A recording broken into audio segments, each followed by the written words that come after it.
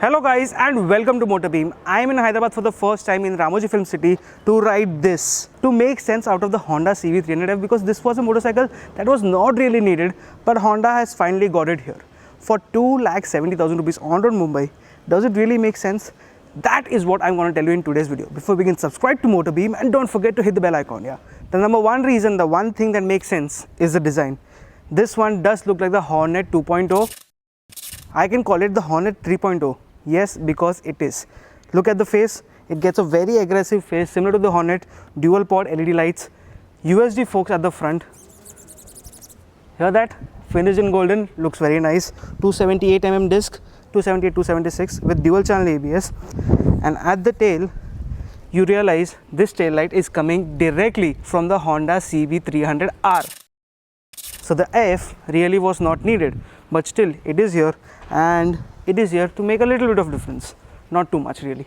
On the Honda CB300F you do get a bash plate, but there it is of plastic. Not that great. Quality control right there, price control definitely there. And when I say the price control is there, it is because there's no main stand either. So yes, this motorcycle is not as commuterish as you might expect it to be, but it feels like a 300cc commuter, sporty commuter to be honest. Very good sari car, but does not look out of the place, and the ground clearance is close to 177mm, which is good enough for this motorcycle. The second thing that makes sense is the 14-liter fuel tank. Yeah, this bike gets a 14-liter fuel tank, and that will help you to go the distance. The moment you hop onto the motorcycle, the seat height is accessible and the riding posture is actually very comfortable. You sit almost upright with a very good handlebar. It's not too wide, it's not too short, it's of a perfect size, and then there's good enough cushioning and space for the rider as well as the pillion. But when I compare the size of this motorcycle, it is not too big. It is just this much. Yeah, for a 300 it is quite sizable. Another thing that makes sense is the weight of this motorcycle. At just 153 kgs, it is one of the lightest 300cc motorcycles you can get in the market, because just pick it up and you can actually do this with this motorcycle and it does not feel too heavy, really. Plus, this motorcycle is dynamically sound. You get a lot of feedback on the handlebars. The overall ride quality is decent. It has a mix of hard as well as soft, and overall this one rides like it's crazy. It turns at a flick, it leans in very well, plus it has the best road presence, or decent road presence for a 300. Now these are the same set of tires you'll see on the KTM Duke 200, 250 and all of those bikes. 110 section front and 150 at the rear. They grip really well, and the balance with the suspension and chassis setup, very nice. Welcome to Ramoji Film City. Everybody has the freedom to move anybody, anywhere. Look at that uncle checking out the motorcycle. Look at that. Cameraman, आजा, नज़दीक आ. Uncle full भटक के हमको परेशान किया इतना काम करते वक्त, and अभी look at him checking out the motorcycle. He is just interested to see what this motorcycle is all about, and this is what I'm talking about really. Sorry, wide angle इतना zoom नहीं होता, but the amount of attention this motorcycle grabs is just mad. And to give you guys another hint of the exhaust note,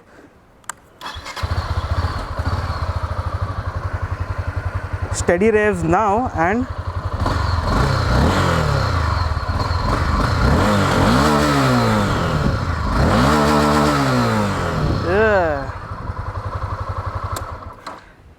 Honda is capable of making a new engine. That is what is possible. That is what we can see right now. 290 something cc, oil cooled, producing 24.4 bhp of power and 25.2 Nm of torque. Yes, Honda can make a new engine, but the numbers for such an engine for a 300cc category motorcycle, it's not the best, because you get 25 bhp directly, 24 bhp directly from a Duke 200. Yeah, so 300 mein itna, it does not make sense at all. However, the performance, the mid-range, the torque and the low end is just crazy, because this one has been lifting a wheel the moment you open throttle. First gear very nice, second gear very nice. Yes, and I talk about the gearbox, this one gets a 6-speed gearbox too. The engine however is more for mileage over performance, because low end and mid-range is very nice, top end is not there at all. So if you're gunning for the top end, looking for the top speed, going it's not there, because I have been able to achieve close to 120, 130 kilometers per hour in the roads over here, because it takes a lot of time to reach there. It is not the quickest, but to reach 100 it is still quite quick. The moment you sit on the bike looking at this, it gives you a very KTM-ish, BMW-ish feel going around, because with the KTM Duke 200, 250 or the BMW G310R, the feel feedback is quite similar here, like this. Now this The side stand cutoff is quite nice, and it's not just that, the meter is a very tiny unit, but it has decent amount of information. This is the Deluxe Pro variant of the CB300F, and this is 3,000-4,000 rupees costlier than the standard variant at 2,30,000 almost ex-showroom. Comes down to 2,75,000 on road. But the only advantage with the variant change is the number of buttons you get on the left hand side. Yes, the indicator is below and the horn is above it. Replacement ho gaya, confusion right there. Still, the switch gear right above it, there's a joystick kind of a design, up, down, left, and an enter button, so you can play around with it.